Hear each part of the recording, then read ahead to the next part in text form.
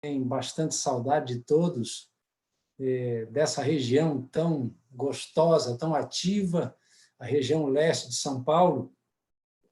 E, é claro, eu teria que ter uma saudação especial para o pastor Álvaro, o pastor e a sua esposa, a Mariane, que são realmente muito amigos pessoais, e a gente sente, por estar distante agora, a pandemia nos distanciou um pouquinho mais, né? Mas eu sei que vocês estão lutando, eu estou aqui meio escondido, aqui na roça. Eu moro... o meu vizinho mais próximo está a cerca de 150 metros daqui de casa. Mas a gente se encontra nas caminhadas aqui e ali, com distanciamento na rua, e encontra um e outro, então a gente não estamos tão isolados nesse sentido. Mas é um privilégio muito grande estar com vocês e vê-los aí com saúde, aqueles que estão aqui, né? E, ao mesmo tempo, ver a preocupação de todos nós e intercedermos, de orarmos uns pelos outros. Eu já começo falando aí? Só um minuto. Obrigado, Mariane, obrigado ao pastor Álvaro por esse convite especial. Quem entrou em contato comigo foi o irmão Toninho, que está sempre correndo atrás de todo mundo por aí, né? E deixa eu dar o meu abraço a todos vocês, eu já falei alguma coisa, espero não estar repetindo muito, né? Estou vendo um casal especial aí, que é a Cíntia e o Júlio, eu tive o privilégio de batizá-lo e casá-lo, e outros irmãos queridos que eu pude reconhecer aí.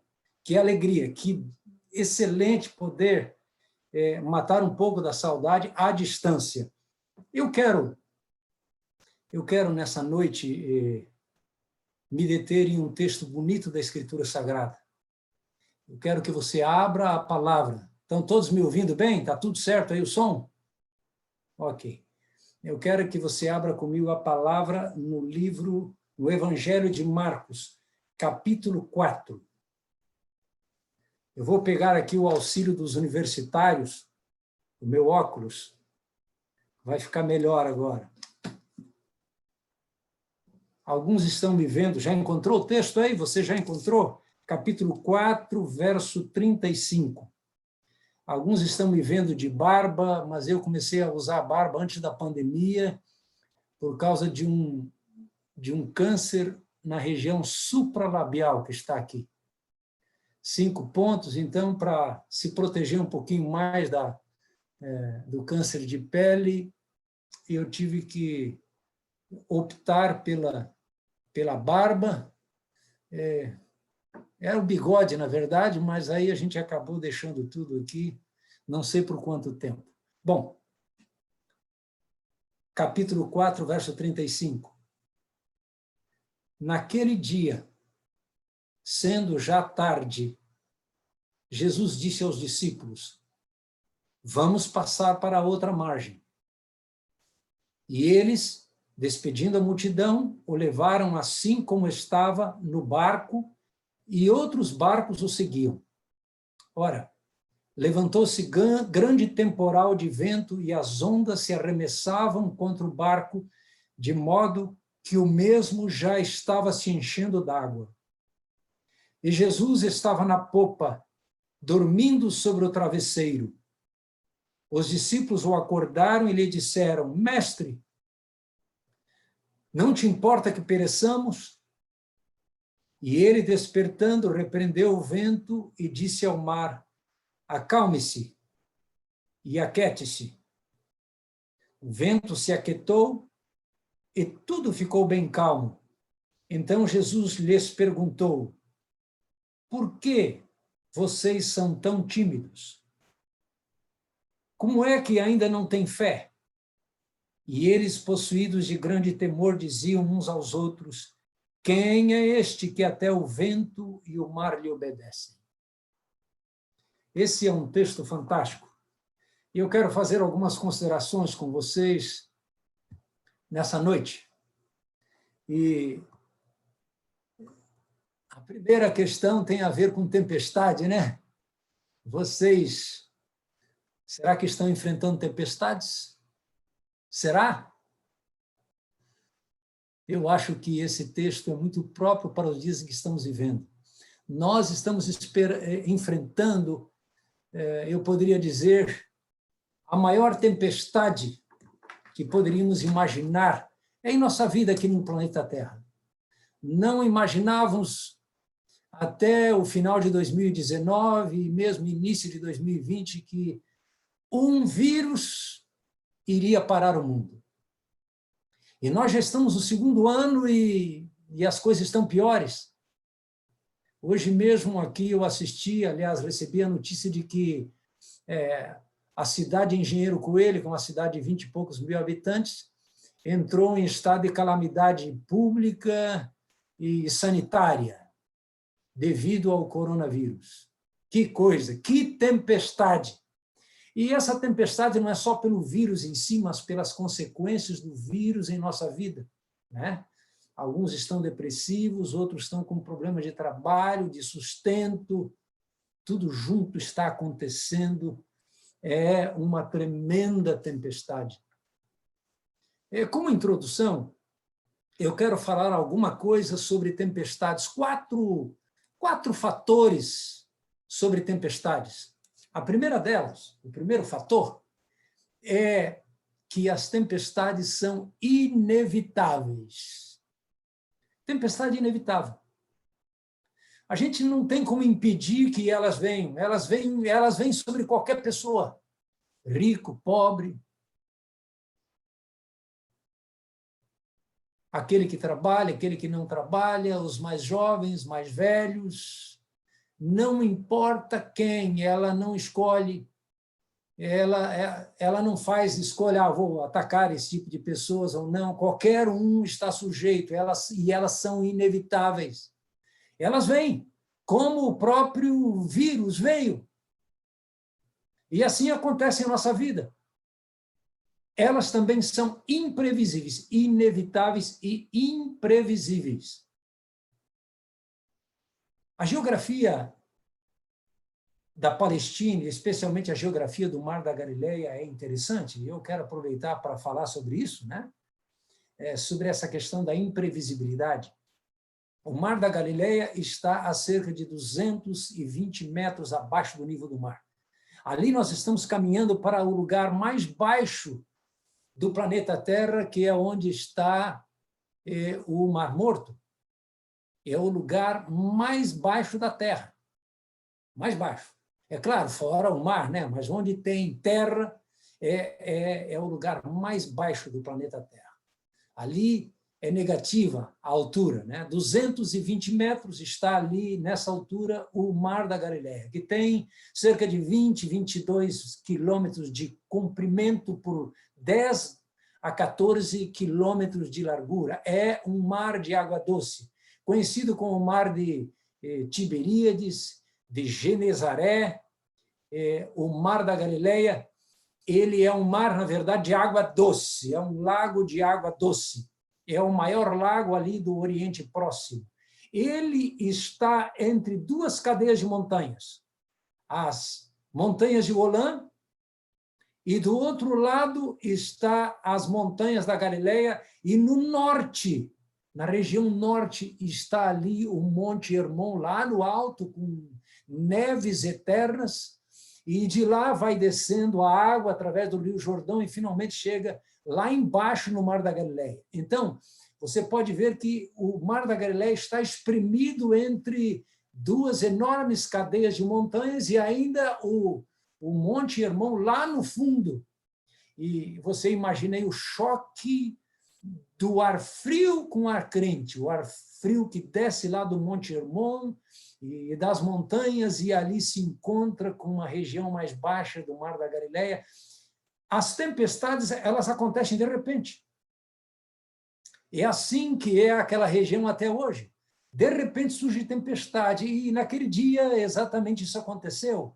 Os discípulos estavam lá, passaram um dia com Jesus, Jesus pregando as parábolas do reino lá junto ao Mar da Galileia, e depois de passar um dia cansativo, pregando e falando àquela multidão, Jesus simplesmente dá uma ordem: vamos passar para o outro lado do mar. E aí você pode imaginar Jesus cansado, e ele deita lá na polpa do bar e vai dormir mesmo. Mas deixa eu falar um pouquinho mais. Eu falei que as tempestades são inevitáveis, imprevisíveis. Você sai de casa e vai ao médico e não imagina que o médico, de repente, vai dar uma notícia para você: você está com câncer. Você sai de casa como todo dia e, de repente, no caminho, bate o carro, você se acidenta, vai parar no hospital, quebrou um osso, está em situação difícil. Ou ainda, você está muito bem no seu casamento e, de repente, surge uma bomba e agora você está lidando com alguém que traiu você. Você tem seus filhos em casa, aparentemente sob controle, e, de repente, você descobre que o seu filho tem câncer, é usuário de drogas. E parece que você agora não tem mais chão para pisar. O que aconteceu? Você sai para o trabalho e, de repente, o patrão diz: olha, você está despedido. Imagine só. As tempestades, elas vêm, elas são inevitáveis e são imprevisíveis. De um momento para o outro, e a sua vida fica de ponta cabeça.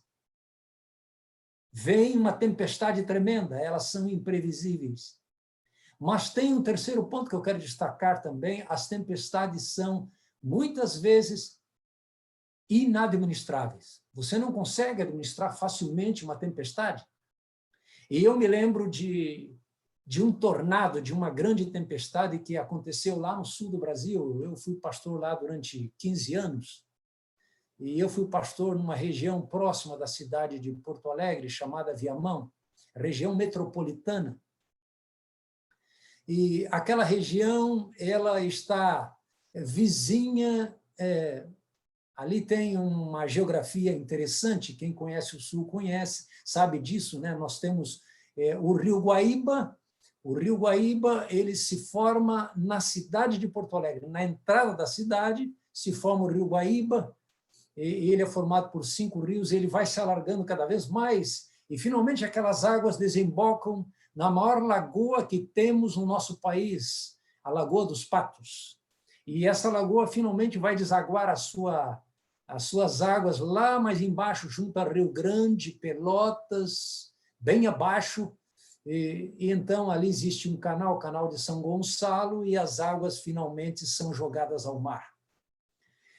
O Rio Guaíba, a princípio, tem 1 ou 2 quilômetros, e depois, quando se torna Lagoa dos Patos, tem bem mais distância, né? Eu fico imaginando até parecido com o Mar da Galileia, mas é maior que o Mar da Galileia ainda. E lá na cidade de Viamão, no interior da cidade de Viamão, eu me lembro de acontecer, então, esse tornado, um terrível tornado. Alguns calculam que o vento chegou a 200 quilômetros por hora. E lá tem um irmão, muito amigo, o irmão Elias, e a sua esposa Tereza. Eles contam que quando veio aquele vendaval, eles correram para o banheiro da sua casa, a única parte da casa que tinha uma laje. Lá é costume, no interior eles não têm laje na casa, aí já é o telhado, às vezes alguma coisa mais simples. E eles foram para o banheiro, os dois. Quando veio o tornado, aquele som do vento que a gente nem sabe como é que é, a maioria de nós não conhece um tornado. E eles ficaram durante 5, 10 minutos no banheiro, e eles disseram que a única coisa que eles conseguiram fazer foi gritar o tempo todo. Uma coisa terrível. E a casa do pai deles ficava ali a 30, 40 metros da casa deles, a casa dos pais do Elias. Aquela casa perdeu o telhado e 3 paredes. Felizmente, os velhinhos, com eles nada aconteceu. Mas a casa do Elias e da Tereza, o telhado se foi embora.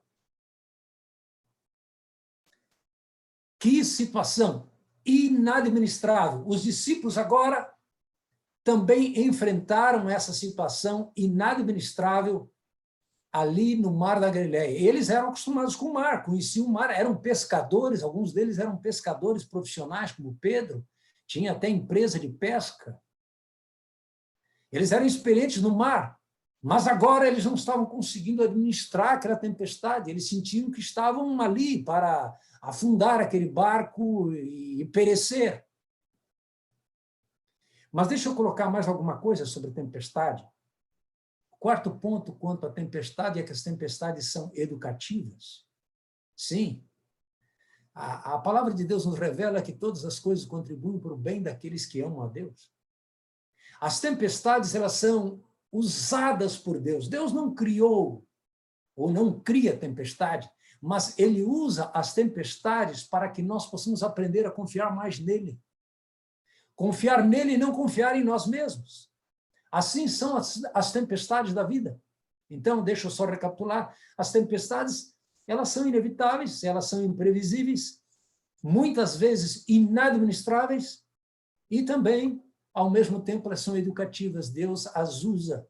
Essa tempestade lá no Mar da Galileia provavelmente foi suscitada, utilizada pelo príncipe das trevas para tentar destruir o Salvador do mundo que estava naquele barco e tentar destruir também os discípulos que ali estavam. Bom, como eu falei, Jesus passou o dia pregando. E eu posso imaginar que ele chega para os discípulos e diz assim, vamos passar para o outro lado do mar. Vamos para o outro lado. Vamos para a prática. Vamos para o mar. Vamos praticar tudo aquilo que aprendemos hoje.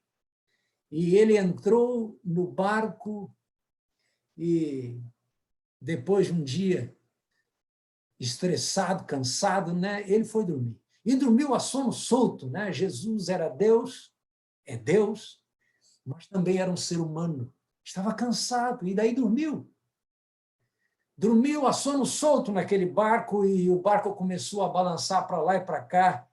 E eu fico até pensando assim, como ele conseguiu dormir no meio daquela tempestade, porque eu, quando entro no barco e o barco começa a sacudir, eu já fico mareando, né? Eu me lembro de uma vez que alguém nos convidou, um encontro que foi feito no fim de semana e a gente fez essa viagem de barco, né? Foi um cruzeiro, um pequeno cruzeiro aqui em Santos, né? Vocês conhecem muito bem. Eu, quando entrei naquele barco, eu já sentia que iria acontecer isso. Eu entrei no barco e já senti, o barco estava atracado, já senti que eu não iria passar bem. E eu tive que tomar remédio o tempo todo. Eu agora fico vendo Jesus, o barco balançando para lá e para cá, e ele dormindo a sono solto no meio da tempestade. E agora, nessa tempestade, nós temos 3 perguntas interessantes aqui. Depois que a situação aperta, os discípulos não veem saída, percebem que vão morrer. Eles, então, se lembram de Jesus. Que coisa, né? É fácil a gente esquecer de Jesus em meio às lutas de nossa vida. Eles esqueceram de Jesus e estava dentro do barco. Aliás, o próprio Jesus disse que estarei convosco todos os dias até a consumação dos séculos. Ele disse isso. Ele disse ainda que andemos pelo vale da sombra da morte. Ele está conosco. Mas nós esquecemos, na hora da tempestade, a gente esquece. A gente está enfrentando os problemas, enfrentando os tornados e a gente esquece. Os discípulos esqueceram. Jesus estava dentro daquele barco. E eles agora, então, fazem a primeira pergunta. Mestre, não te importa que pereçamos? Essa foi a primeira pergunta que eles fizeram. A outra pergunta vem logo a seguir, né? Quando Jesus olha para eles e diz, por que vocês são tão tímidos? Vocês não têm fé? E a última pergunta está mais para o final, quando Jesus, depois de acalmar a tempestade, os discípulos olham para ele e dizem, quem é este que até o vento e o mar lhe obedecem? Quem é este? São 3 perguntas. Eu quero falar um pouquinho sobre estas perguntas que estão aqui nesse texto. De alguma maneira, elas são as perguntas que dão significado a esse texto. Primeira delas, mestre, não te importa que pereçamos? Não te importa que pereçamos?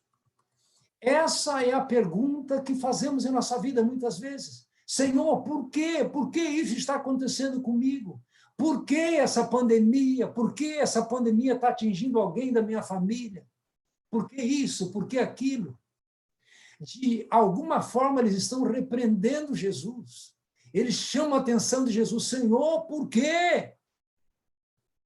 O Senhor não está vendo que a gente está perecendo? Eles estão reprovando Jesus. Porque quem deu a ordem de passar para o outro lado do mar foi Jesus. Eles estão repreendendo. É fácil a gente entender, por exemplo, a história de Jonas. Porque Jonas, ele não obedeceu o mandato do Senhor. Jonas não obedeceu. Jonas fugiu. E agora enfrentaram uma tempestade em alto mar, tudo bem.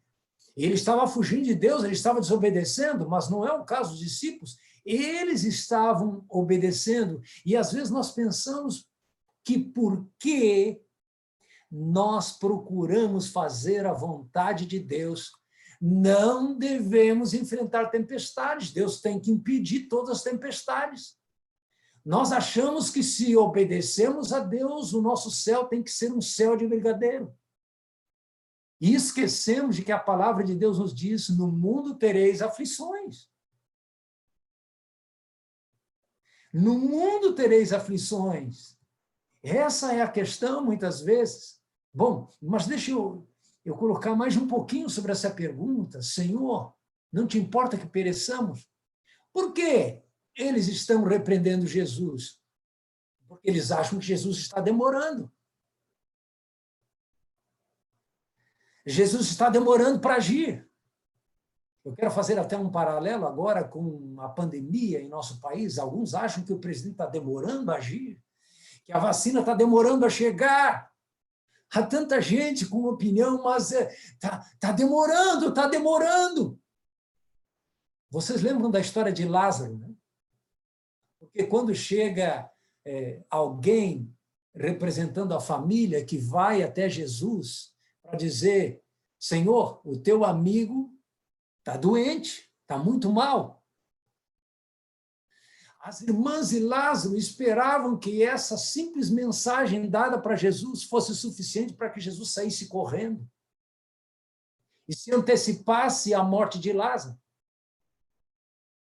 E Jesus demora a tal ponto que, quando ele chega, elas o repreendem e dizem: Senhor, se tu estiveras aqui, o nosso irmão não teria morrido. Sabem, às vezes nós temos essa preocupação com Jesus, nós achamos que o tempo dele está demorado. Nós queremos que ele haja no nosso tempo. Os discípulos não esperavam que Jesus estivesse dormindo, eles vão acordar Jesus. Mas, Senhor, o que está acontecendo? O Senhor não tomou iniciativa? O Senhor já devia ter tomado alguma iniciativa, nós vamos morrer aqui. Estão percebendo? Eles estão repreendendo Jesus por essa razão.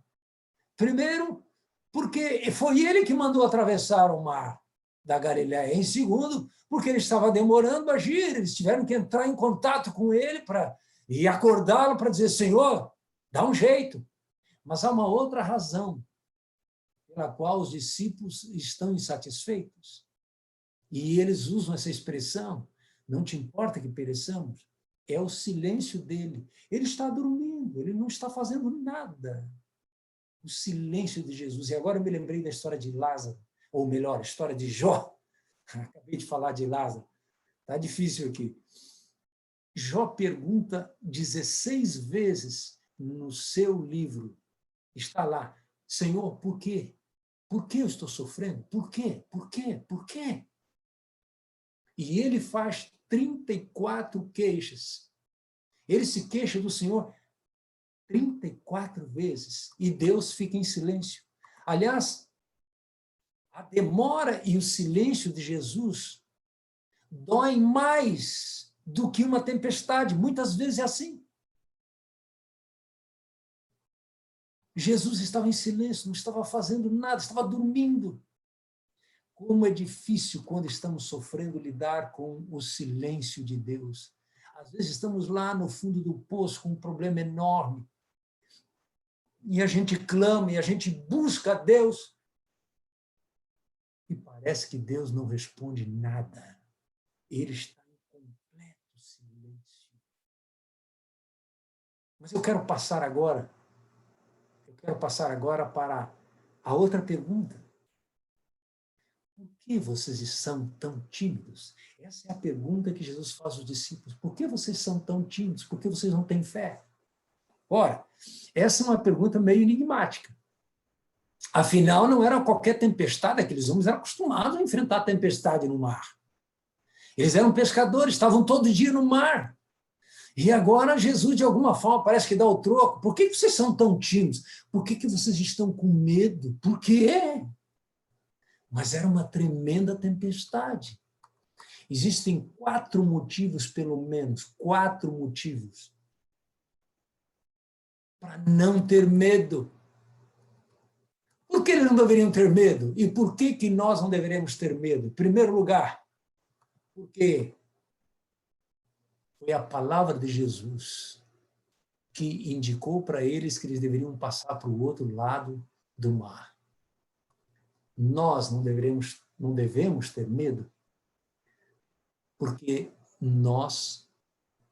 é só seguirmos as palavras de Jesus. É só seguirmos o mandado dele. E não precisamos temer. Mas há uma outra coisa pela qual eles não deveriam ter medo. Porque Jesus estava com eles. Não deveriam ter medo por causa da palavra de Jesus. Foi ele que dissera, passemos para o outro lado. Em segundo lugar, por causa da presença de Jesus. E em terceiro lugar, por causa da paz de Jesus. Ele acalmou o mar, as ondas, o vento, a paz que Jesus nos dá. Não precisamos ter medo, ele nos dá paz. Ele nos dá a sua palavra. Eis que estou convosco todos os dias até a consumação dos séculos. Nos dá a sua presença, estou convosco. E ele nos dá a paz. A minha paz vos dou. Ele diz isso, está escrito. Mas há uma outra razão que eu quero apresentar a vocês. Motivo para não ter medo, por causa do poder de Jesus. E esse é um texto interessante, se você olhar aqui, se você olhar nesse capítulo final do capítulo 4 e também agora no capítulo 5, nós temos aqui no capítulo 4, do verso 35 em diante, nós temos ali Jesus acalmando as forças da natureza. No capítulo 5, ele está agora apresentando o seu domínio sobre o poder do demônio, do diabo. E, em terceiro lugar, nós temos aqui o poder de Jesus sobre a enfermidade. Aquela mulher enferma é curada por Jesus apenas num toque em suas vestes. E, em seguida, nós temos aqui o poder de Jesus sobre a própria morte, quando ele ressuscita a filha de Jairo. Esse é um grande motivo, imagine só, um motivo para não ter medo.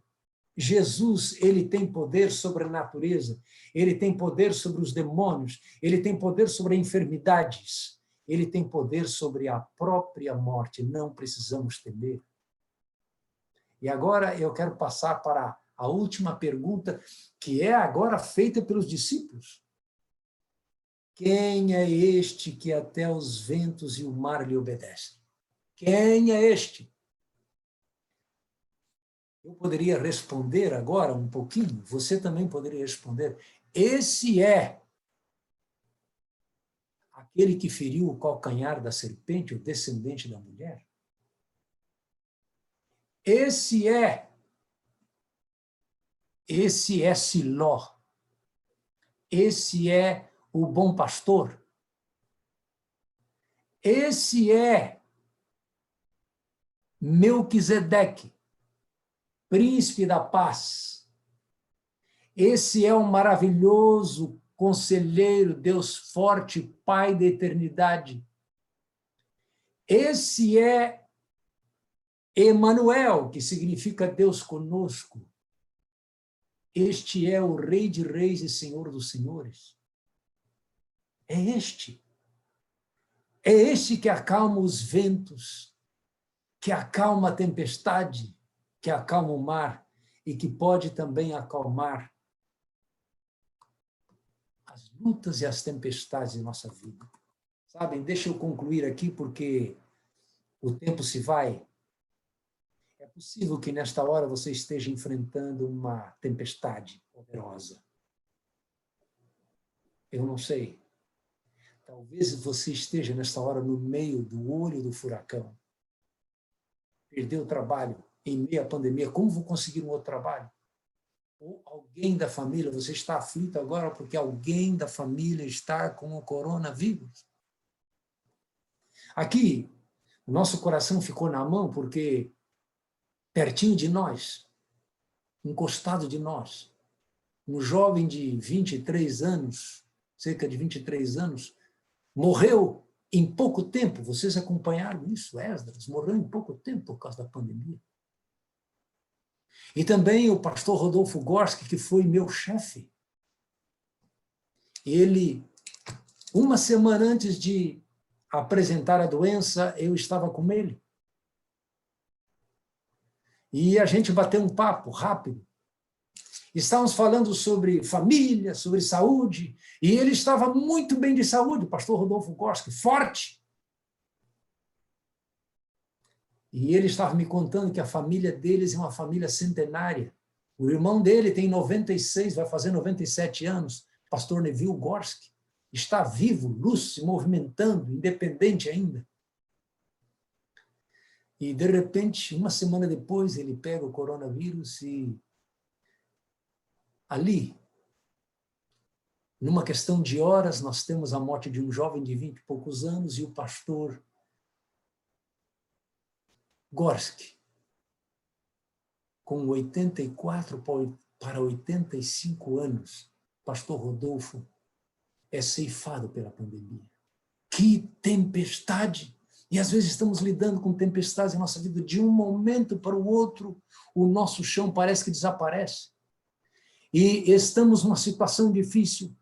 Sabem, eu creio que tem alguém que está nos assistindo agora, que está me assistindo agora, que está enfrentando tempestade. Sei lá, de repente é uma outra tempestade, é uma outra doença.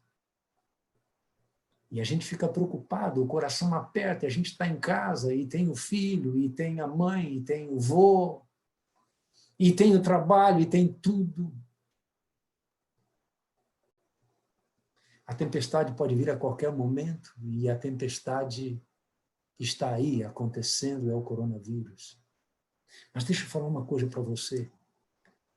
Você não precisa ter medo.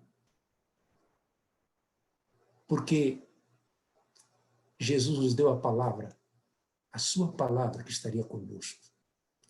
E Ele nos dá a sua presença, estará conosco todos os dias. E mais, Ele diz que vai nos dar paz.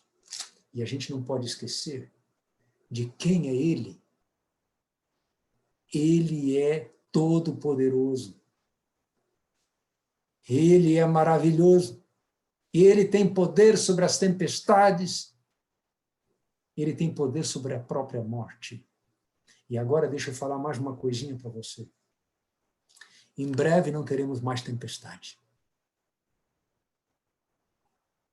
Nós temos sofrido aqui. Mas a tempestade em breve vai acabar. Esses são sinais que indicam a breve volta de Cristo Jesus. Em breve, as tempestades irão acabar. Eu gosto muito do livro do Apocalipse, porque lá diz assim, que não haverá mais morte. Não haverá mais lágrimas. Não haverá mais pranto nem dor. Em breve não teremos mais lágrimas.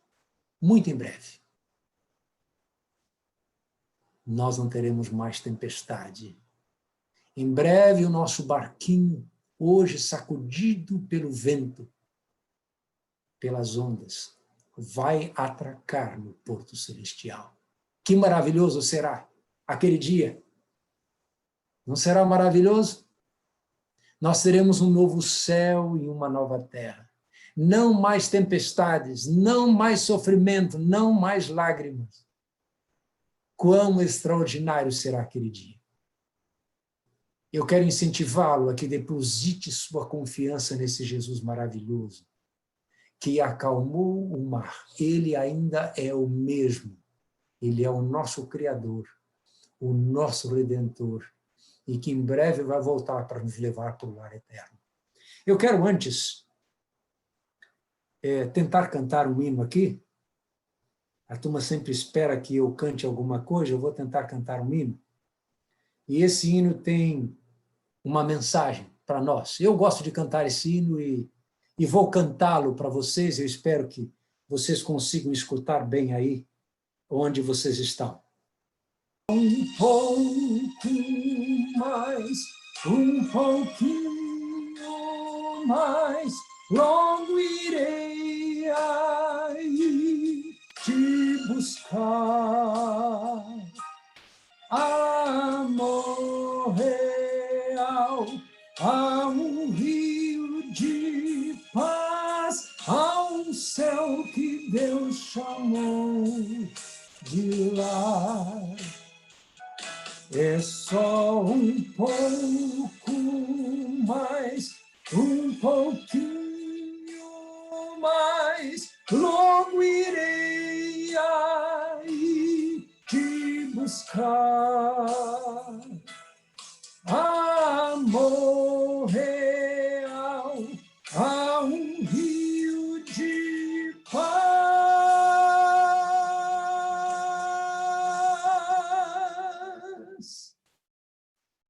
há um céu que Deus chamou de lar.